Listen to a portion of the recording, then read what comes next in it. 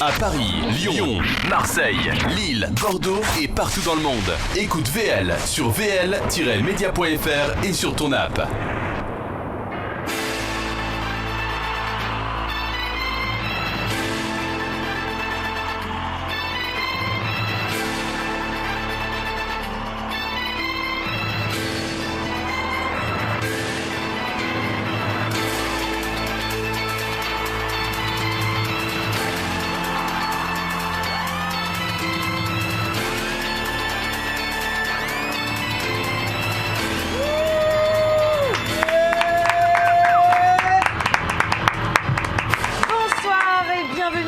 City, votre rendez-vous people et musique du mercredi sur VL. Comme vous pouvez le constater, on a enfilé nos habits de lumière parce que ce soir on avait envie de se sentir en boîte de nuit, parce que ça nous manque, mais aussi parce qu'on reçoit le taulier des nuits parisiennes, tropéziennes et canoises, celui qui a d'ailleurs été mon boss à un moment, Monsieur Jean Rock.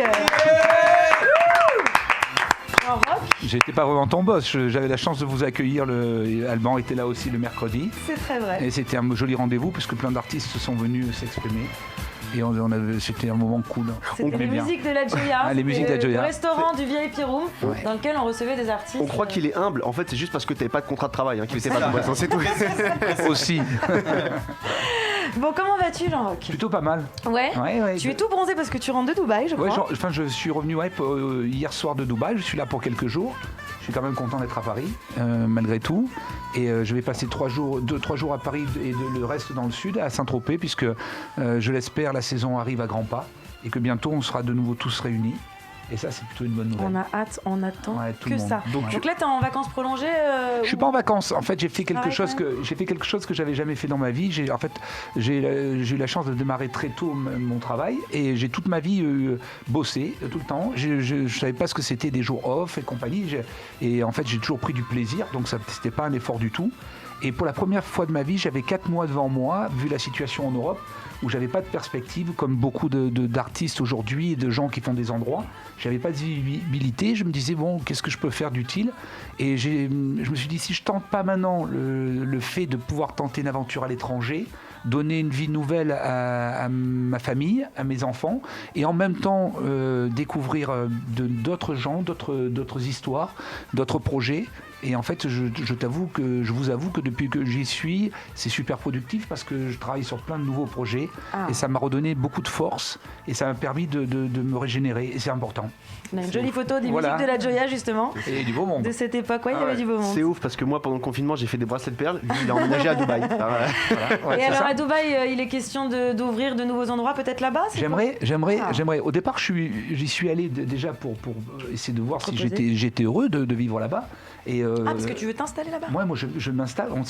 Ma famille et moi, on s'est installés là-bas parce que c'est une plateforme incroyable et je pense que ça restera une plateforme incroyable même après l'épisode Covid parce que en fait, tu es près de tout. T'es pas vraiment en décalage avec l'Europe parce qu'il y a 3 heures qui nous séparent. Quand il faut venir, c'est 6 heures d'avion. C'est très facile d'y venir. La qualité de vie et la sécurité est super là-bas. Ça, il faut le noter. Les gens sont plutôt. Il y a un truc qui est très français là-bas qui fonctionne très bien, c'est qu'il y a une vraie communication avec les expats, ce qu'ils appellent les expats. Et j'ai été surpris de quelque chose qui m'était jamais arrivé en vivant en France, c'est que des gens m'appellent ou me contactent sur Instagram disant si tu as besoin de ça, j'ai tel truc pour telle école, tu appelles telle personne pour tel truc. Il s'est passé il paraît que c'est tous les expats français en général à l'étranger, ça se fait comme ça. Mais j'ai été très surpris. C'est la première fois de ma vie que j'étais un expat, donc voilà, j'ai vécu cette expérience. Et à côté de ça, oui, évidemment, si j'avais la chance de pouvoir m'exprimer là-bas, ça serait cool, quoi. Donc en ouvrant peut-être un VIP Room, ce soit un VIP Room ou une autre Joya ou un beach club ou un autre projet. J'ai une ambition secrète depuis que j'ai posé le pied là-bas. Du 1er octobre 2021 au 1er avril 2022, il y a l'Expo universelle qui siège à Dubaï. C'est-à-dire que pendant 6 mois, tous les gens autour de l'art, tous les gens autour de la culture, tous les gens autour de la créativité, tous les gens autour de la performance vont se retrouver à Dubaï. En plus, déjà, il y a beaucoup de monde, mais là, ils attendent 25 millions de personnes en plus qui vont venir du monde entier. Et c'est une plateforme incroyable. Tu parles à tout le monde, c'est très excitant. Et j'espère faire partie du casting. Eh bien, écoute, on espère et on viendra. Petite question sur Dubaï, est-ce que vous avez beau temps ? tous les jours. Tous les jours. Ça, c'est pas un problème, le beau temps à Dubaï. Très bien. En face de toi, je ne te les ai pas encore présentés, mais 3 acolytes à qui la nuit manque également terriblement. Le premier a découvert la couleur de l'eau minérale le 15 mars dernier, lorsqu'il a dû mettre un stop aux soirées mondaines dans lesquelles il était comme un poisson dans le champagne. Je crois d'ailleurs qu'il n'a loupé aucune Joya en 2 ans. Mister Alban Bartoli. N'est-ce pas? Il a mis ses colliers de chaîne et aucune tout. Joya, j'ai même chanté à la Joya, Oui. fait un lancement de single là-bas, Ouais. et puis on y a dîné, on y a fait la C'était fête. Dieu m'a donné la foi.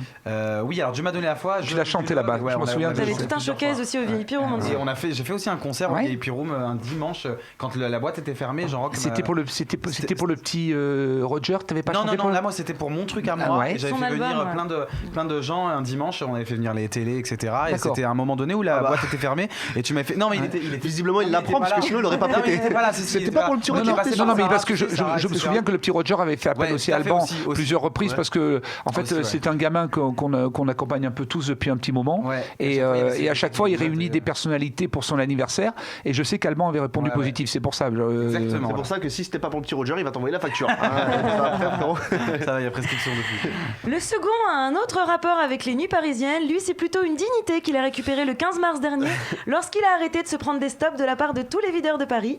Je crois d'ailleurs qu'il t'est arrivé une petite anecdote au VIP Room. Andreas, tu nous racontes? Ouais, bah, j'y allais beaucoup à l'époque, hein. Je crois que c'est ouvert en 2008 à Rivoli, Ouais, c'est ça? absolument. Ouais. Bah donc voilà, vers 2010, je rentrais d'un long voyage à l'étranger et en rentrant, je passais par la Thaïlande où je me suis fait faire ça. C'est une fausse carte d'identité, là-bas ça coûte 5 €, hein. Tout le Regarde monde en ce qui est fait écrit une. dessus. Tu as remarqué quoi? Et le nom de famille, mon vrai nom de famille, c'est Castrinos, Andreas Castrinos. Je me suis dit, je vais prendre le nom de famille d'un autre grec célèbre. J'ai mis Aliagaz dessus.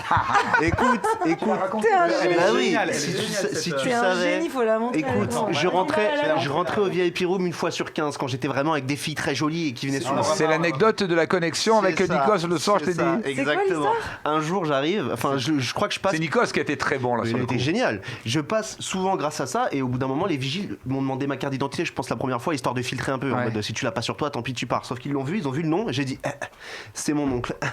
Et ça a changé tout de suite de tête. Et bizarrement, je commençais à rentrer un petit peu souvent. Et un jour, il y a un vigile qui me fait, il est là. Je dis, de qui il parle? Et il voit Jean-Roch, il me montre du doigt, il fait genre, c'est lui, c'est son neveu ou un truc comme ça. Et Jean-Roch me dit, ouais, bah il y a ton oncle qui est là. Et là, je dis, était là. ah merde, il était pas là loin, il était là, juste à côté. Et là, il nous connecte, et je vois Nikos, et il me regarde, il fait, enfin, on se connaît. Je fais, il me fait la bise, il me fait, c'est la dernière fois que tu fais ça, et il m'a laissé faire croire à tout le monde il que t'a pas j'étais. grillé. C'est classe. Il m'a pas C'est grillé. classe. C'est classe. Et de surtout ouf. que la pièce Il a d'identité laissé est vachement passer. bien faite. Hein. Non, c'est pourri. Hein. Ah bah, c'est juste excuse-moi. parce qu'on passait la nuit, sinon un vigile en pleine journée l'aurait regardé 2 Ah secondes, ouais, il non, m'aurait mais dit tu rentres à la c'est maison. pas mal quand même. Et ouais. Et ça, c'est des trucs qu'on vivait au VIP Room. Ça c'est ouf, c'est jamais Enfin, arrivé que tu ailleurs. vivais, hein. Nous on n'avait pas ce problème-là. hein. Oui, c'est vrai, c'est aussi vrai. Lui a redécouvert la nuit il y a peu. Jeune papa célibataire, il était à peine de retour sur le marché des chacals de soirée qu'il se retrouve confiné à jouer avec un autre genre de poupée. Mais ça lui a donné lieu à des super vidéos que vous pouvez aller retrouver sur son Instagram. Monsieur Yoel. Merci. Sur ton Insta, c'est quoi? C'est Yoel Yoel Banaï. Lionel Banaï. Yoel Banaï, Banaï, tout je crois qu'on attaché. disait Banet, tu Eh vois. non, ça se dit, Banaï. Ok, voilà, donc il a fait plein de vidéos Donc tu connais assez bien tes rigolotes chroniqueurs, en avec plus. ses enfants. Sympa. Et c'est dur, hein. T'étais à peine de retour dans le game et Et voilà, et il faut reconfiné. savoir juste que je suis pas du tout à l'aise avec cette veste. La dernière fois que j'étais aussi peu à l'aise, c'était à ma bar mitzvah, je crois. Tout simplement. Enlève-la alors. elle Je te, vais l'enlever. elle te va très très bien en tout cas. Jean-Roch, nous allons laisser la parole à notre Alban national qui, comme chaque semaine, prépare la bio de notre invité. Une jolie bio, j'imagine, saupoudrée de paillettes pour Eh ben aujourd'hui. oui, on essaye. Hein. Alors Jean-Roch Pedry, tu es né le 3 octobre 1966 Ouais. à Toulon. Mhm. Tu es multicasquette puisque tu es à la fois musicien, DJ, compositeur, chanteur, homme d'affaires et certainement le patron de boîte de nuit le plus connu de l'Hexagone. Tu es fils d'immigrés italiens et tu grandis dans le sud de la France avec pour objectif de devenir footballeur professionnel. Mais c'est plus les verts ballons que les ballons de foot qui te rapporteront de l'argent, puisque tu reprendras très tôt les affaires de ton père, notamment un café et un cabaret spectacle que tu transformeras en discothèque. Tu seras également DJ à la même époque. En véritable homme d'affaires, tu ouvriras au fil des années de nombreux clubs et restaurants comme l'Hysteria et la Joya à Paris et à Saint-Tropez et les célèbres VIP Room qui feront ta renommée mondiale à Saint-Tropez, Paris, Cannes, Marrakech, Monaco, Porto Cervo, Dubaï ou encore New York. Et Melun-Sénart, mais ça c'est après. Oui, ça. Et c'était quoi la ville là, ta ville dans laquelle Brie-sur-Marne. Brie-sur-Marne, ouais, exactement. Ça, ils sont en deal. Tu y accueilleras les plus grandes stars de la planète comme Rihanna, Paris Hilton, Karl Lagerfeld, Lenny Kravitz, 50 Cent, Pamela Anderson, Johnny Depp ou encore la reine Beyoncé, entre autres évidemment, parce qu'il y en a vraiment beaucoup. Tu m'as fait tourner la tête hier quand je regardais tes photos sur Google. Jean-Roch, tu portes bien ton nom car rock'n'roll tu l'as été aussi, puisqu'en 2011, pendant que des centaines de clients sont dans un de tes clubs en train de boire, toi tu connaîtras certains déboires. Mêlé dans une histoire de bagarre, tu seras condamné par la justice, mais tu es un homme qui ne se laisse jamais abattre. Côté musique, tu sortiras un album intitulé Music Save My Life en 2012 qui deviendra disque d'or en France. Album dans lequel on retrouve d'ailleurs le tube planétaire Can You Feel It. Je peux te dire qu'en habitué des bar mitzvahs ou autres mariages, aucune soirée ne se passe sans qu'une pièce montée de 3 mètres de haut n'arrive en grande pompe sur ce titre phare. Tu collaboreras avec de nombreux artistes comme Pitbull, Florida, Big Ali ou encore Snoop Dogg entre autres. Mais derrière ce boulimique de travail et cet homme d'affaires hors pair se cache aussi un chef de famille accompli puisque tu es papa de 5 enfants, né de 2 unions différentes et depuis quelques années déjà tu files le parfait amour avec l'actrice et mannequin Anaïs Monory.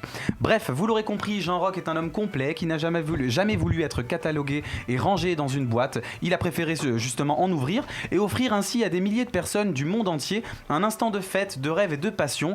Quel que soit notre statut, chez toi, on s'est toujours senti à la maison. Voilà, ouais. Merci beaucoup. Ah, joli, C'est vrai. pas mal, hein. Merci Des petits beaucoup. jeux de mots là dans la boîte. C'est une des seules boîtes qui m'a jamais recalé, donc forcément. Ça te manque le VIP Room Paris? Tout de suite, non. D'accord. Non. En fait, ce métier de rencontrer les gens, comme on le vit l'été dans le sud, dans notre cher sud, c'est vachement bien. Le Paris des derniers temps, le Paris des derniers mois, des dernières années, me manque pas parce il ressemblait plus du tout à notre Paris. On s'est perdu, on s'est égaré tous. Pas seulement moi, mais on est nombreux à s'être égarés. On s'est égaré au profit d'une clientèle qui n'est pas forcément celle qu'on souhaite aujourd'hui dans les clubs à Paris. Il y avait forcément moins d'engouement, moins d'envie, moins de passion. Mais comme ma mère dit toujours, un mal pour un bien, aujourd'hui on repart sur un nouveau chapitre. Et je suis persuadé qu'on va revenir à des vertus de Paris qui vont être vachement bien. On s'amusait beaucoup moins. On s'est un peu lassé à un moment, tous en général. Je le ressens quand je parle avec mes confrères et copains qui ont des clubs et compagnie. Au bout d'un moment, on était rentré dans un schéma qui correspondait plus du tout. Je pense aux promoteurs, je pense aux modèles, je pense à tout ça. Je pense que c'est pas ça l'histoire de la fête à Paris et que on va revenir avec tous, j'espère, et ceux qui reviendront à Paris avec des idées bien arrêtées, surtout un véritable désiderata artistique. Et tu penses que tu pourrais revenir toi un jour à Paris? Ouvrir à Paris? Je pense que je pourrais revenir à Paris, mais je ne sais pas sous quelle forme. En fait, la vraie question, c'est d'avoir envie.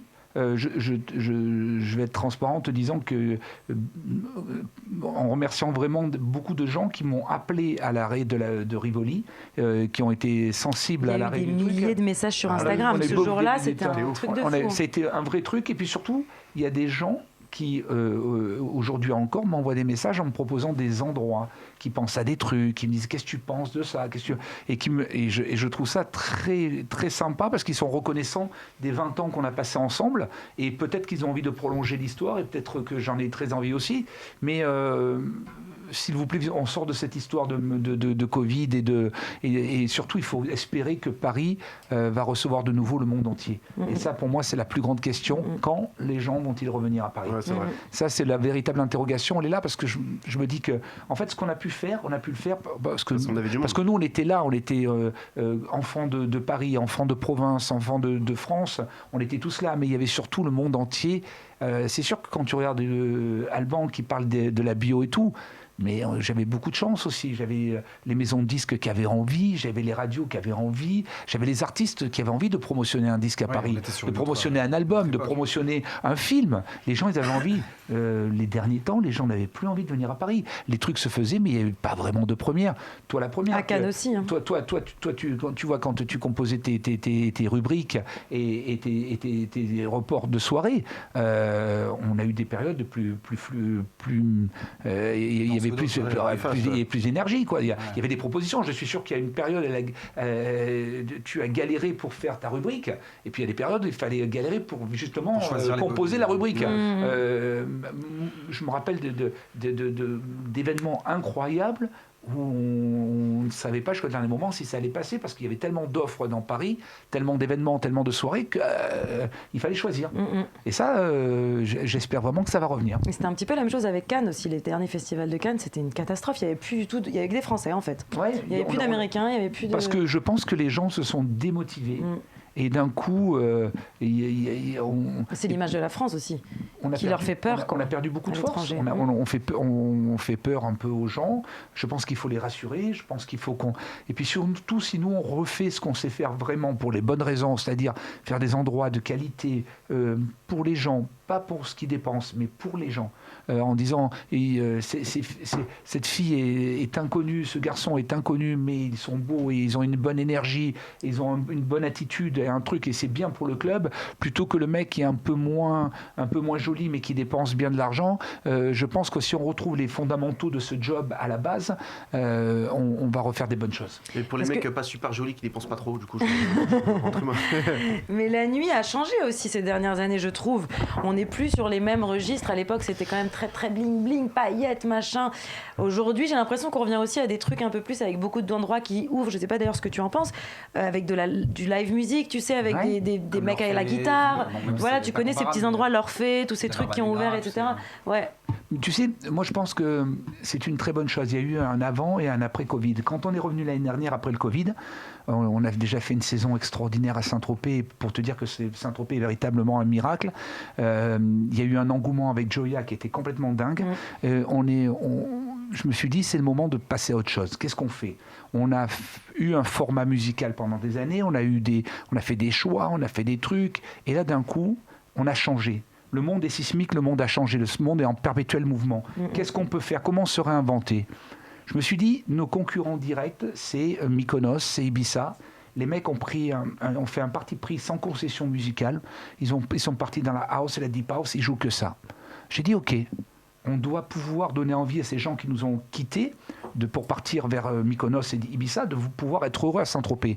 On dit toujours Saint-Tropez, ouais, c'est un open format, mais la musique, c'est pas ça. Ils avaient raison. Ils avaient 100% raison. On est parti dans un format house, deep house, on joue plus de hip-hop, on n'est plus on n'est plus dans le truc et tout. Et là, il s'est passé un vrai truc. D'un coup, tu parles de cet été. Okay. Les gens te demandent plus c'est quand le hip-hop, c'est quand ci, c'est quand là. Les gens, ils sont dans un respect musical. Les mecs jouent, tu permets de faire jouer des vraies pointures, des mecs qui apportent un univers musical et un truc qui sont des véritables créatifs, des mecs qui produisent du vrai son. Et d'un coup, les gens, alors au début je me suis dit, oh là là, ça va cadrer comment avec les mecs de tel style, les mecs qui ont un peu une coloration style look hip-hop et compagnie, comment ça va se passer et compagnie. Ça marche. Les mecs super contents, tout le monde super content, tout le monde très à l'aise, tout le monde, peu importe, les gens veulent être dans un endroit, c'est l'atmosphère qui retienne, et je crois que c'est ça le principal. Et donc, on n'était pas capable, j'ai pas été capable de franchir ce pas avant d'arriver au stop du Covid. Et quand le stop du Covid est arrivé, je me suis dit, ils sont perdus pour perdus, on va tenter un vrai truc. On va partir sur un vrai truc. Maintenant, on oublie toutes les pressions, on oublie tout ce qui nous stresse, on fait ce qu'on a envie de faire et dont on rêve. Et ça marche terrible. Bah, tant mieux, écoute. Ça a été pour moi un choc artistique et une rencontre incroyable, alors que je pensais vraiment pas que j'étais fait pour ça. Et donc, si j'ai pu le faire, d'autres peuvent le faire, certainement. C'est le seul qui a réussi à tirer un truc bien du Covid. C'est ouf. Franchement, bravo. Je voulais que tu parles aussi de... Tu es pas d'accord ? Il n'y a pas des trucs que tu as trouvé pas... Il y aura un avant, un après, c'est sûr. On met de côté, on met du côté tous ces pauvres gens qui ont été touchés, toutes les familles qui ont été atteintes et compagnie, etc. Ça, il y a zéro doute là-dessus. C'est ça. C'est zéro. J'ai l'impression qu'on repart à zéro, justement. Et ça qui est bien, ouais. Effectivement, c'est notre vie où on se pose, on se recentre sur nous, on se pose des questions, on prend un peu plus de temps. De réfléchir, on se dit, on a vraiment envie de quoi. Maintenant qu'on sait qu'on a des épidémies qui peuvent nous tomber dessus comme ça, on se dit ça peut revenir, donc profitons. C'est vrai que dit comme ça, il en faudrait un petit nouveau dans 2-3 ans. Ouais, c'est ça, voilà. Non, mais au-delà de ça, on a changé même d'attitude nous, parce qu'en fait, on a tellement snobé ce qui était nous, ce qui nous appartenait, la France, la Côte d'Azur, on voulait toujours d'autres choses, plus. Et que d'un coup, on s'est recentré sur nous-mêmes. Quand j'ai démarré à Saint-Tropez, à 18 ans, c'était franco-français. Il y avait des bandes, je suis arrivé, il y avait Monsieur Barclay, il y avait Colaro, il y avait que des Français. Et concrètement, quand tu avais ces gens-là dans ton endroit, t'étais box-office. t'étais box-office. Après, on a voulu toucher les étrangers. Après, on a voulu connaître la planète entière. On voulait qu'il y ait Rihanna. S'il n'y avait pas Rihanna, s'il n'y avait pas ci, s'il n'y avait pas ça, c'était pas bien. On était devenus snob, on était devenus arrogants, on était devenus prétentieux. En fait, mais même les médias, ils préféraient recevoir des photos de Beyoncé que des photos d'un artiste français. Ouais, ce qui est irrationnel, parce que concrètement, il y a des très belles choses qui sont faites en France et que tout n'est pas d'or, tout ce qui vient d'Amérique. Ouais, on était fiers de recevoir ces gens-là chez nous en France. C'est un peu exceptionnel aussi. Oui, Donc, le côté exceptionnel, mais en même temps, on a perdu aussi des valeurs. Et cet été, s'étant retrouvé en majeure partie entre Français, je te garantis qu'on a commencé à avoir des vraies sensations et le plaisir de se voir tous ensemble. On était réunis et d'un coup, tout le monde a eu du plaisir. Et ce qui s'est passé aussi avec le Covid, c'est que les gens, maintenant, avant, on ne faisait jamais des saisons de 4 mois, 5 mois, pas du tout. Les gens, ils pensaient qu'à bouger à la gauche, à droite. Là, j'espère que le mois de mai, sera le retour à la normale. Si en mois de mai, on a une autorisation de redémarrer en général tous les endroits, je peux te garantir que mai, juin, juillet, août, c'est tous les soirs. C'est tous les soirs la fête. Un truc qui n'a jamais existé. Ouais, C'est-à-dire que les mecs, ils ont beau te parler des années 80, ok, je veux bien moi j'écoute les mecs qui me parlent des années 80, des années 70, ok, j'y étais pas. Donc super, racontez-moi ce que vous voulez, mais moi je sais qu'en 2020 et en 2021, j'ai vu l'envie, j'ai ressenti l'envie, et les gens se contentaient de choses simples. Tu parlais du bling-bling, tu parlais de tout ça et tout, c'était une époque formidable. Il faut reconnaître, on a eu cette époque, l'arrivée du hip-hop, les premiers, les Jay-Z, les Pharrell, les Puff, les trucs, c'était full. Les poufs aussi, mais c'est On a des photos que tu peux envoyer pendant qu'on parle d'ailleurs, parce qu'on a plein de photos, mais voilà qu'on va. Donc il y a eu un moment fantastique. Juste, elle est à gauche ou à droite sur la photo? Les deux. C'est pas la seule d'ailleurs. Tu sais quoi? Et il y a eu vraiment cet engouement.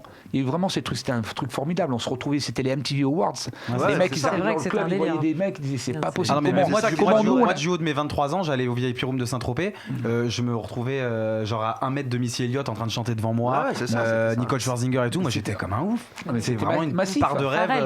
Il y a eu des moments incroyables. Mais aujourd'hui, par exemple, tu vois, il y a des trucs qu'on faisait que je ferai plus. J'ai demandé l'année dernière, on arrête les fumigènes. On arrête les trucs. C'est vrai qu'on se rend pas compte. On arrête, on stoppe ça. On va partir sur un truc beaucoup plus low profile. On va juste mettre les gens. Les mecs qui dépensent de l'argent, qui voulaient qu'on les voit, je suis désolé pour eux. Par contre, ceux qui veulent pas qu'on les voit, qui veulent être tranquilles, on va faire moins de shows. C'est un autre show. Il est plus dans la plus intimiste. Plus intimiste. Mais ça n'enlève rien à la qualité et ça n'enlève rien au plaisir surtout. Je suis content parce que vous parlez d'un avant et un après, mais moi, à titre personnel, il n'y avait pas d'avant en fait. Tu auras l'après. Mais justement, moi j'espère connaître l'après avec vous. J'avais une question, c'est une question je pense qu'on s'est tous posé en tant que consommateur, en tant que client. Est-ce qu'il y a des critères pour rentrer au VIP Room par exemple? Est-ce que il y avait une charte à respecter? Est-ce qu'il y avait quelque chose ou c'est vraiment au feeling du videur par rapport aux consignes qu'on lui a données? C'est toujours une question qu'on se pose parce que parfois moi j'en voyais à côté de moi qui se faisait virer mais que bon je trouvais pas forcément bien, et certains qui étaient acceptés, je me dis bon tu sais que borderline, je sais pas. Tu sais c'est comme je t'ai expliqué tout à l'heure, ça a été à différents moments un changement d'attitude. Au départ, c'était un choix purement look. Je parle même pas d'esthétisme, je parle de look. Vraiment, c'est-à-dire que le mec, il travaillait petit vendeur, mais quand il sortait le soir, il mettait un manteau de fourrure. Il avait un côté un peu revival 80 et compagnie, on adorait ça. Voilà, moi, ça, c'était mon plaisir à 200%. C'est-à-dire que le mec, je préférais.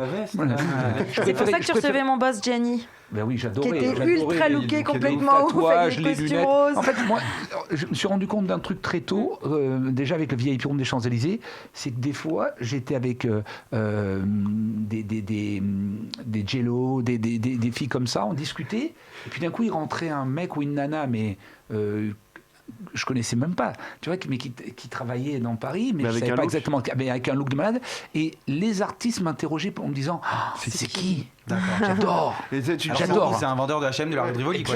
Et c'est très bien. Et c'est ça. Et c'est aussi ça la magie de la nuit, c'est de pouvoir se faire passer un peu. Et puis. Mais il aurait fallu arrêter ce gars là qui bosse chez Pizza Pino et dire mec, Gillo elle a kiffé ton look. Il aurait fallu lui dire. Mais par contre, il est arrivé de retrouver des petits mecs, des petits nanas qui travaillaient à gauche, à droite, dans la restauration ou dans le prêt-à-porter, etc.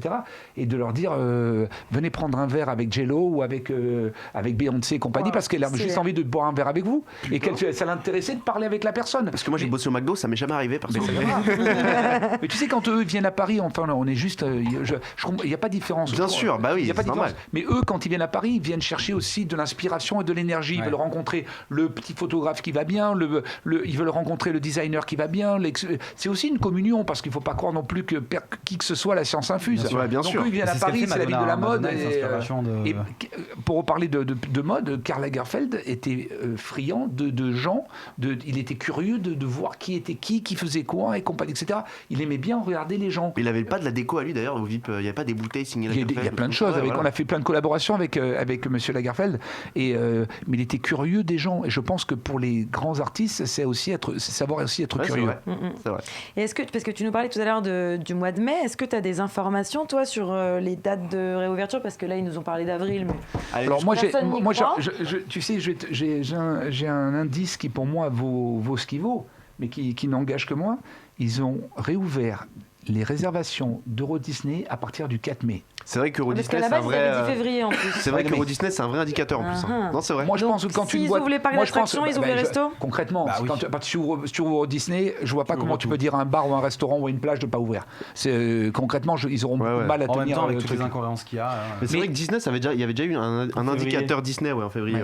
Mais par contre, là, vu que depuis ce week-end, ça a quand même accéléré, je pense que si on garde cette vitesse-là, si tous les points de vaccins sont mis en place et compagnie, on devrait rapidement être plusieurs millions à être vaccinés. Oui, mais comme ils vaccinent les vieux en priorité, ça veut dire quand même que la clientèle des boîtes de nuit, qui est quand même plus jeune a priori, ne sera pas vaccinée au mois de mai. Oui, mais Leslie, si tu regardes bien, quand tu regardes les stats le soir, c'est beaucoup de personnes âgées qui partent chaque jour. Oui, je sais, mais parce que c'est un vaccin. S'il faut être vacciné pour entrer, ils peuvent nous imposer ça. La contamination. Dans les boîtes de nuit, on peut pas dire parce que les boîtes de nuit ont toujours été fermées depuis le Covid, mais dans les endroits où ça s'est transmis, c'est souvent je pense que le gouvernement avait très peur, pour avoir milité tout le printemps dernier pour la réouverture des clubs, le gouvernement avait très peur justement que nous, on se le transmette et qu'on le transmette à des personnes plus âgées autour de nous. Mais si déjà toutes les personnes âgées autour de nous, tu enlèves ça, sont plus vulnérables et puis nous, on va tous y passer, quoi. Je veux dire, il va falloir tous se faire vacciner. Moi, je pense que plus vite on y va, mieux c'est pour tout le monde, quoi. Je veux dire, il faut pas perdre de vue l'objectif. On doit tous être vaccinés le plus vite possible pour la sécurité de tous. Ça, c'est important. D'ailleurs, tu peux nous parler de cet appel au gouvernement, parce que tu es un peu le seul qui a ouvert ta bouche. Tu sais, moi au départ j'y étais, j'ai fait tous les plateaux, j'ai eu la chance d'être invité sur tous les plateaux, je me suis dit à un moment je peux être utile à la profession pour ça, ils me l'ont pas demandé, je l'ai fait spontanément. Au départ je l'ai fait pour mes clubs.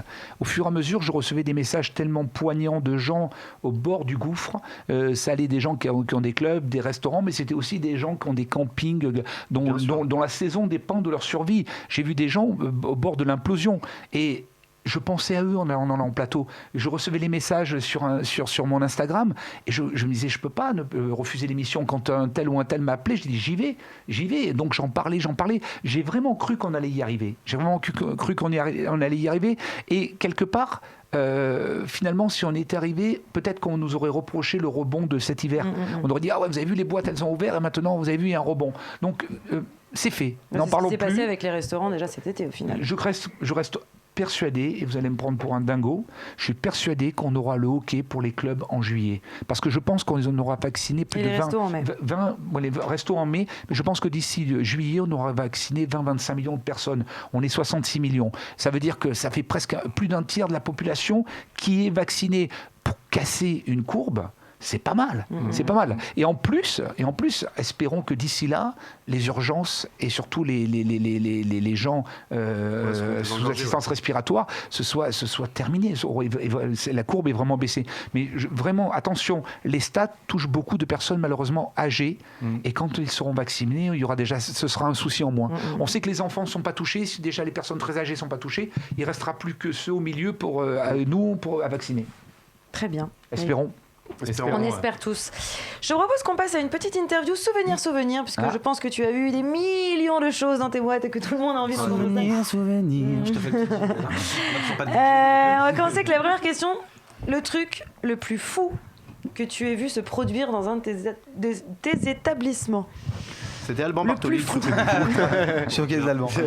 Écoute, un truc que j'ai trouvé assez dingue, c'était la fin de la dernière date de la tournée de Lady Gaga à Paris. En fait, elle avait fait sa première date en France pour présenter son premier single chez nous. Donc j'avais rencontré cet artiste hors du commun. C'était au tout début, ça. Tout Poker début. Face, tout ça. Et j'ai appelé tout Paris. Je me rappelle pour le lancement en disant on a la nouvelle Madonna. Ouais, c'est bon, on passe. Les mecs, ils n'avaient rien à faire, tu vois. Je veux dire, t'avais beau expliquer qu'un phénomène était là à Paris, qui présentait, elle s'appelait Lady Gaga, et rien du tout. Donc Lady Gaga est devenue ce qu'elle est devenue. Elle remplit des Madison Square Garden en moins d'1 minute.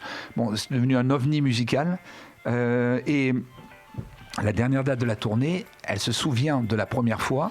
Et quand je lui présente l'idée de faire la dernière chez nous avec sa DJ, elle me dit ok, on le fait. Et on la voit pas. C'est-à-dire l'after party après son concert. Après le concert. Et elle rentre à l'hôtel et pas de retour, pas d'elle. Elle n'est pas là 1h, 1h15, 1h30, toujours pas d'elle. Tu annonces dans ce cas-là, Non, moi je savais. Non, mais c'est surtout que nous, on avait un hockey de principe, donc on communiquait à tous les copains, on communiquait aux médias, on a dit elle vient. Et elle débarque à 2h du matin en étoile de mer, toute gonflable. Elle sort de la voiture. Elle se met à gonfler, cette photo, elle est culte. En fait, elle arrivait tard parce qu'elle se préparait, quoi. Tu tapes Lady Gaga VIP Room et tu vas voir la photo de Lady Gaga en juste au corps, dans une étoile de mer, mais gonflable. Et le vigile l'a envoyé à Léon de Bruxelles, en fait, il l'a recalé. le truc improbable, ça c'était un moment Star Wars. Et dans ces cas-là, elle restait combien de temps après? Elle faisait elle jouait vraiment le jeu. Elle a passé la soirée, elle a dansé jusqu'à l'aube, elle s'est régalée. Ah non, mais c'est un beau personnage, Gaga. C'est génial. La plus belle love story que tu as vu naître dans un de tes lieux. Moi j'ai une petite idée. On a la fameuse étoile de mer, incroyable. Elle est arrivée comme ça, quoi. Elle est presque en virus aussi. Le mec derrière là, c'est moi. J'ai un peu envie de pleurer quand je vois l'entrée comme ça du VIP Room, ça me rappelle tellement beaucoup de souvenirs. Écoute, la plus belle histoire d'amour. Moi j'ai une petite idée, mais on pense peut-être pas à la même. Vas-y, je t'écoute. Moi j'aurais tendance à te dire, mais je tiens à préciser que à chaque fois c'est pas des choses qui ont été faites exprès.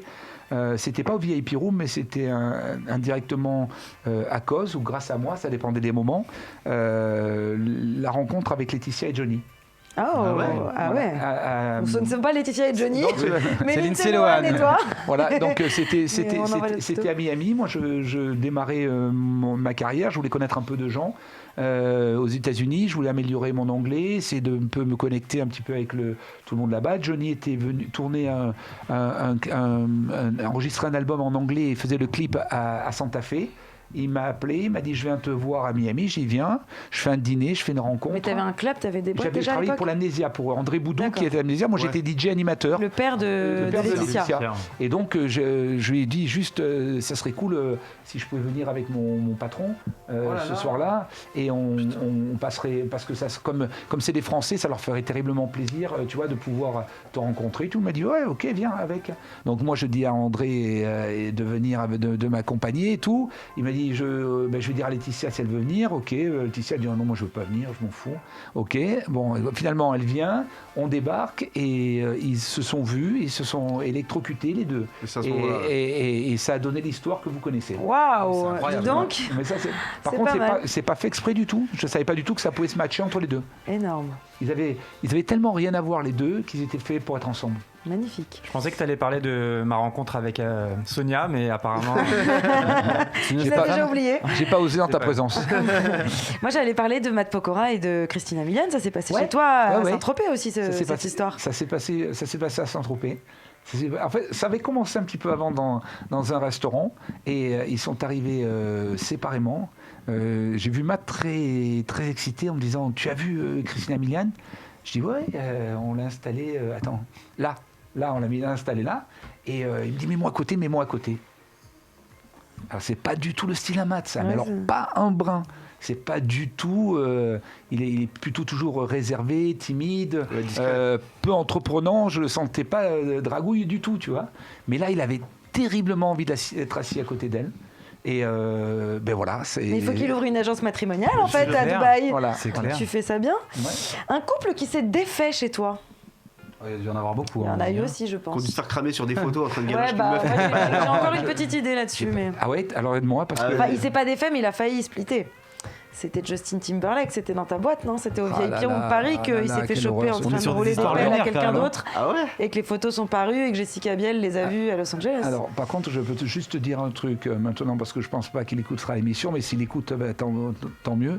Justin, il l'écoutera pas. Non, Si, bah, on je est sais pas non, mais de s'il y a qui tu vas me quelqu'un, parler. non, mais juste pour te dire un truc, c'est que j'ai mené une bataille farouche pour faire retirer. Pour que les photos sortent pas. Non, pas pour les photos sortent pas. Celles qui sortaient, c'était celles qui étaient supportables. J'en ai d'autres que j'ai fait retirer. Que je leur ai dit, si vous les retirez pas, plus jamais on bosse ensemble. Ah ouais. De Justin. Et au final, ils ont dealé pour qu'ils les laissent, mais qu'il y a un logo VIP Room C'est derrière. tout à ton honneur, ceci dit. Ouais, mais parce c'est que, normal, c'est la ouais, moindre des mais choses. bah oui. Moi, tu sais quoi, je suis pour la paix du monde. Donc, on est tous confrontés à des histoires dans nos couples respectifs et compagnie. C'est toujours des moments pénibles en général, et des fois. Et surtout à une échelle internationale comme Justin Timberlake. Et puis des fois, ça veut rien dire. Des fois, tu te prends la tête, tu parles pas pendant 2 jours, mais pour rien, quoi. Et donc là. Je me suis dit, mais putain, ce pauvre mec, il sort de tournée, il s'amuse, c'est certainement un amusement. Il y a une autre femme qui se réveille au moment où je te parle, à l'autre bout du monde, et qui va voir ça sur les alertes sur les réseaux sociaux et tout. Et il faut absolument... J'ai insister auprès de la rédaction de ce truc qui aurait sûrement fait un très bon business en vendant ses photos. Moi, c'est pas mon métier, je veux pas d'argent. Surtout que ça se passe dans ton club. Si après les people, moi, ils ont peur de venir et tout. Non, mais c'est surtout que au-delà du club, c'était humain. Ma intervention elle est humaine, parce que je me suis mis à sa place et je me suis mis aussi à la place de sa femme. Et je voulais à aucun moment que ça prenne. Alors, il y a sûrement eu un conflit. Mais si les autres photos étaient sorties, il y aurait eu plus qu'un conflit. Ouais, donc en fait, tu as évité le divorce de Justin et Jessica Biel. Pas mal. Eh ben dis donc. Et toi, t'aurais kiffé les avoir ces photos, hein, en tant que journaliste people. Ouais, tu sais très bien en plus que moi, j'aime pas balancer ce Non, mais genre juste de pour chez choses. Watt, pour les mater toutes seules. Un râteau. Est-ce que tu as déjà vu un gros people se prendre un râteau, un truc un peu drôle Là, tout de par suite. une autre célébrité? Est-ce que tu as une idée? Alors, non, moi, cette fois, j'en ai pas. J'adore parce que là, des fois, elle a tout le temps une idée. J'en ai, mais là, sur celle-ci, j'en ai pas. Alors moi, mais à l'époque, j'étais Lui, pas encore il s'en people. est pris pas mais, mal. Lui, très certainement. J'ai vu souvent des gros dragueurs, tu vois, quoi. mecs qui l'a tenté avec où les personnes ne répondaient pas, mais te dire un truc. Ouais, imprécis. Pas plus que ça, non. Le plus gros mytho ou stratagème, à part celui d'Andreas, pour rentrer dans un de tes clubs. Quelqu'un qui a fait preuve vraiment d'imagination. Ouais, et vraiment. qui- Je crois t'invite, le plus gros mytho, ça a été notre copain Cyril Hanouna. Ah bon, pourquoi? mais je crois qu'il a Qu'est-ce une que c'est que histoire à cette peu près histoire pareille. Non, Ouais, c'est pas avec c'est Thierry vrai, ça. Bizet ou je C'est sais quoi pas. ça mais Qu'est-ce qu'il a fait? j'arrive pas pareil. Alors, j'arrive à Paris. Je vous mets dans le contexte. Je monte à la capitale. Donc, j'arrive à Paris. Je n'arrive pas à croire que j'arrive à me faire une place à Paris. On ouvre le bâche. C'est sold out tous les soirs. La queue jusque sur les champs. C'est un truc de malade.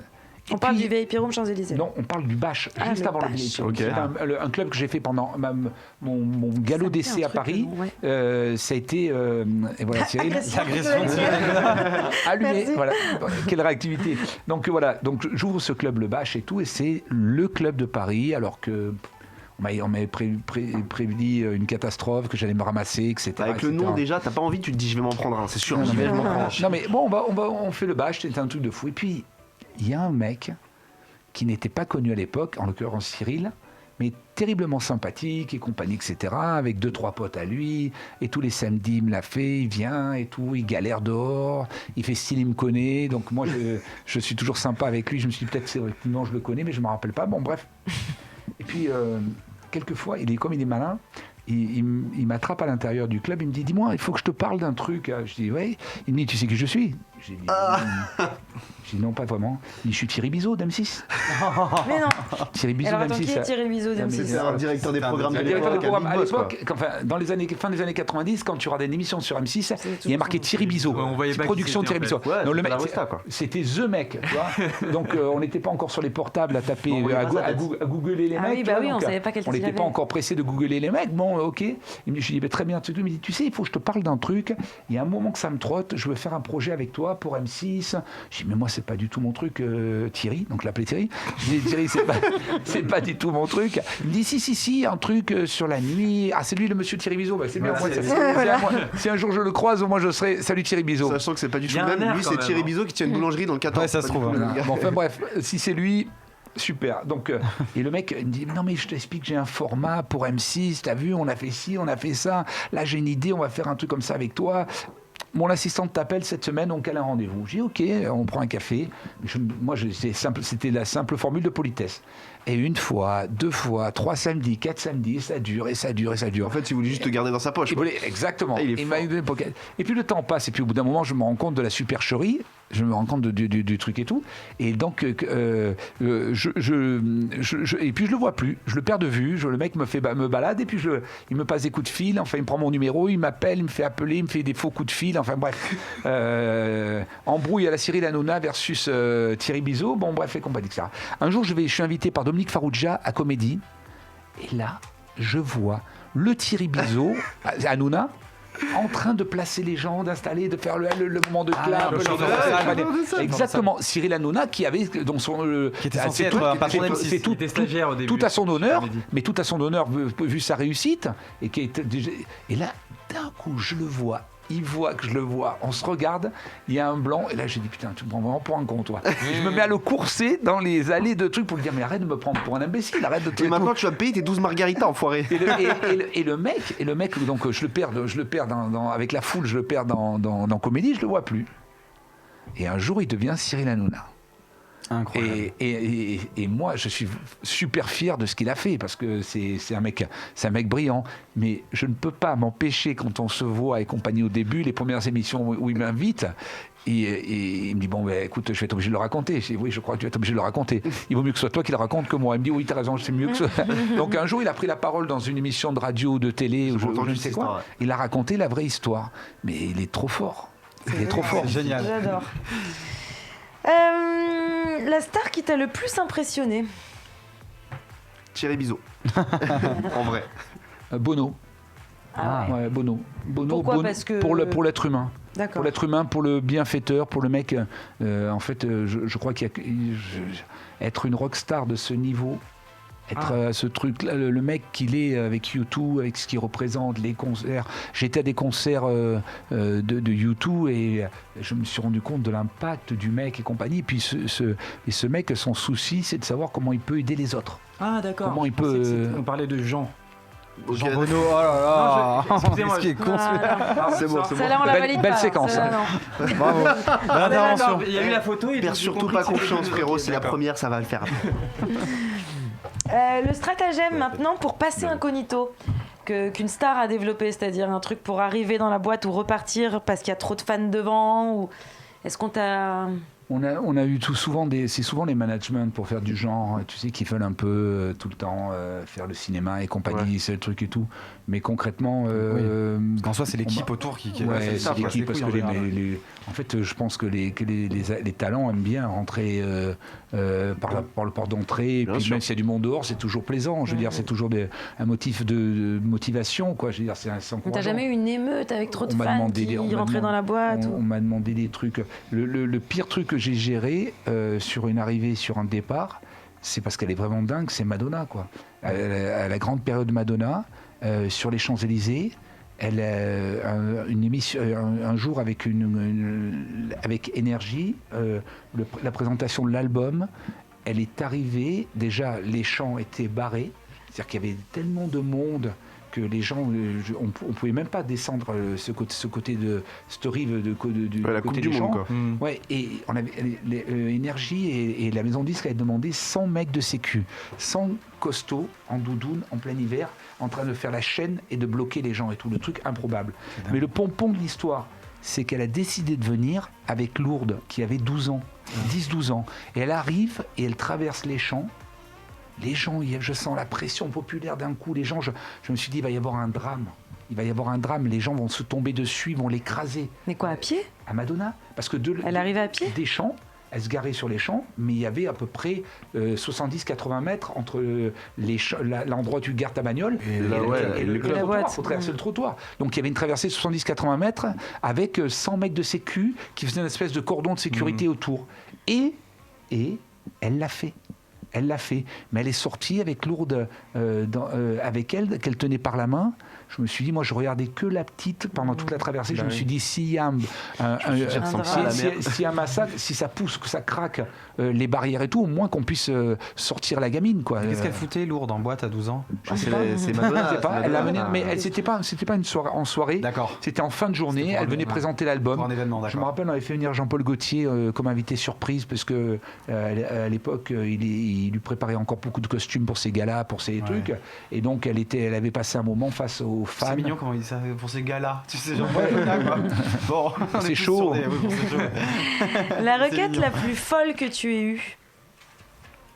On t'a jamais demandé de repeindre le VIP ou de préparer non, une table la requête la plus dingue. ou des plats peut-être. La requête la plus dingue, c'est avec les Dolce Gabbana à Cannes. C'est vrai qu'on oublie que c'est des mecs en vrai. Oui, c'est vrai que c'est des mecs. C'est vrai. Quand eux carrément, ils étaient tellement loin à ce moment-là, dans leurs événements, dans leurs soirées.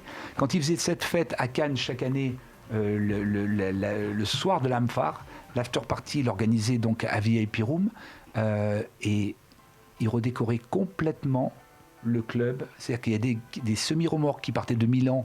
Un jour, ils ont fait un thème disco qui était fantastique, mais ils ont tout replaqué le club en miroir. C'est-à-dire que c'était un truc, mais pour une soirée, une nuit. Pour une nuit. Saumon fumé, tout ça. Non, mais une nuit. Un C'est truc incroyable. de martien. Ah là, c'était une vraie requête. Quand ils m'ont dit, on veut Mais c'est eux qui l'ont fait, c'est pas toi. Oui, mais ils m'ont dit, on veut faire l'événement, mais par contre, on refait complètement le club pour un soir. En même temps, c'est rigolo On va pour toi. enlever le toit. Des génies de la C'est mode des- comme ça qui viennent C'est des retransformer génies. ton lieu, c'est unique. Surtout qu'il y avait le monde entier, quoi. Petite question, ils t'ont laissé le décor après ou ils sont repartis avec? Non, ils sont repartis. Est-ce qu'on te confondait à l'époque avec, je sais plus comment il s'appelle ce styliste qui est décédé, qui avait la marque Van Dutch? Odigier. Odigier, ouais. Est-ce qu'on vous confondait Oh, il est souvent plus beau avec- gosse, hein, Jean Roquin, quand même, non? Mais je sais Non, pas, il me semblait je sais qu'il y pas. avait une, Avec ils ont Christian tendance, ouais. Non, on était très copains. Ouais, c'est quelqu'un d'accord. que j'aimais beaucoup. Ouais. C'est une belle personne, En fait, Christian. ils se rendent compte maintenant qu'il y a beaucoup de gens qui l'ont appelé Christian et ils se disent putain, c'était pour ça. Non, ça m'est jamais arrivé. D'accord. J'ai La confusion jamais était pensé. vachement, En tout cas, moi, ça m'est jamais arrivé d'y penser, quoi. D'accord, Non, ok. mais les gens non plus, je pense pas. On t'a déjà confondu avec quelqu'un d'autre?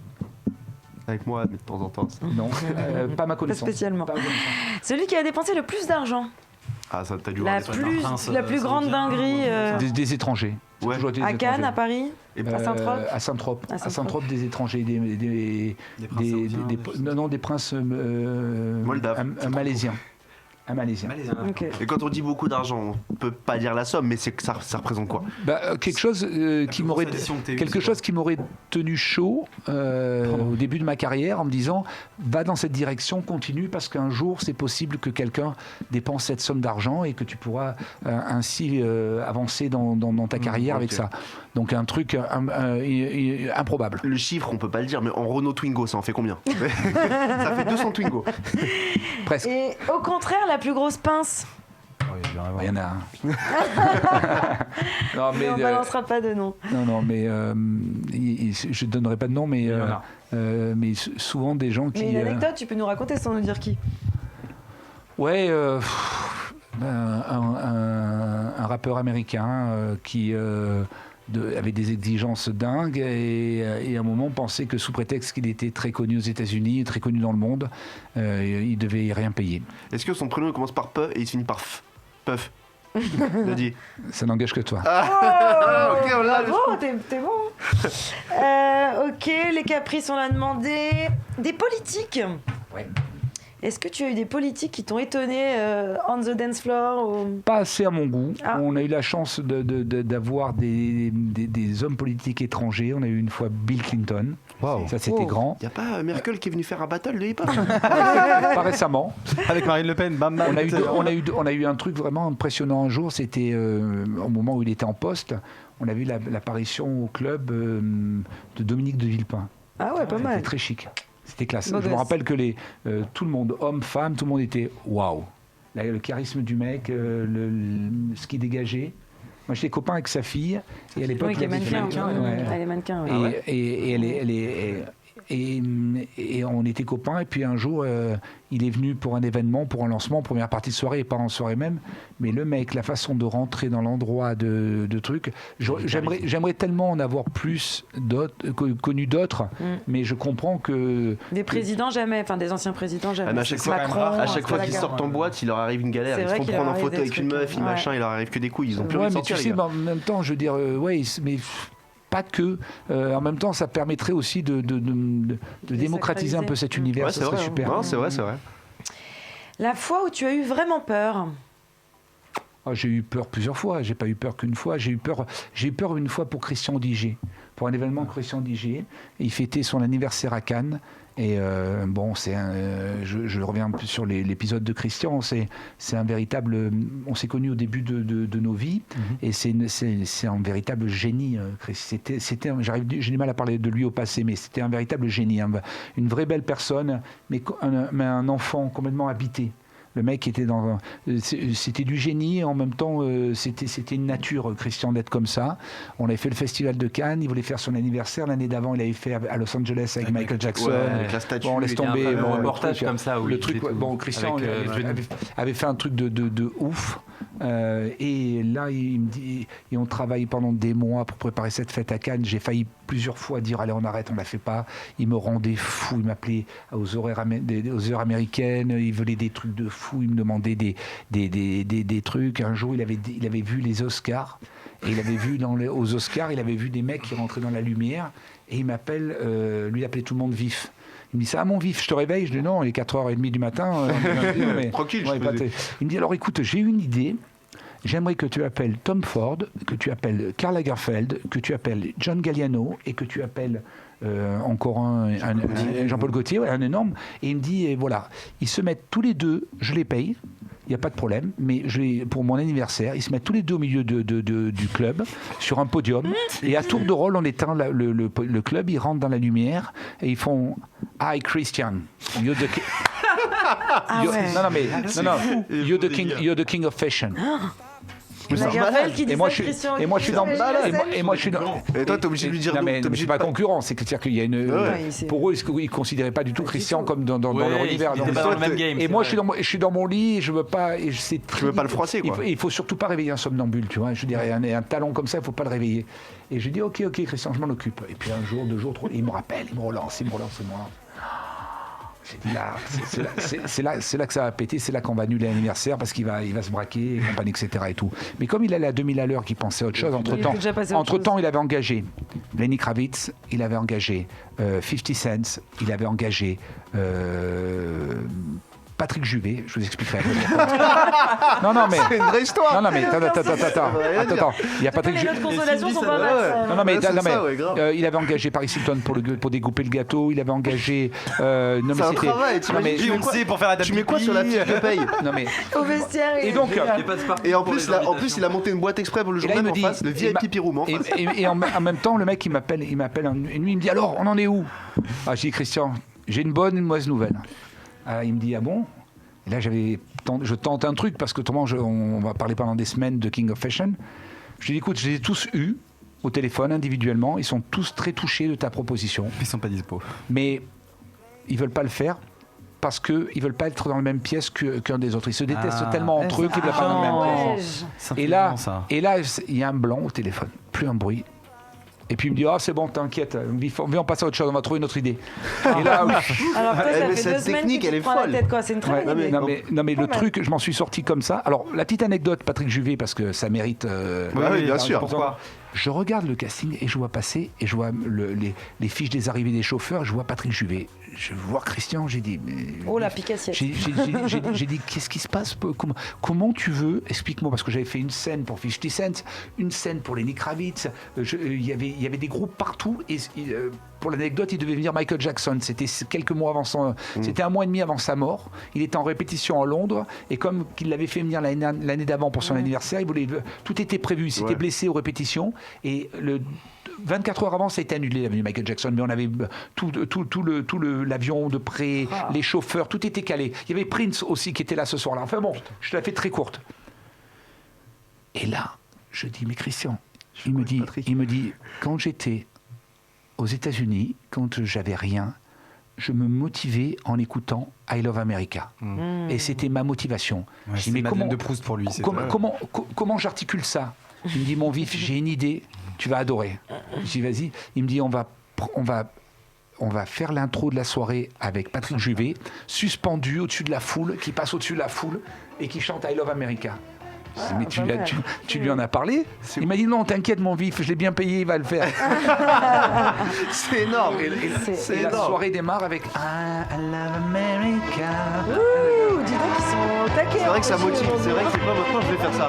Je vais écouter ça tous les matins dans ma salle de bain. C'est génial. C'était Énorme. culte.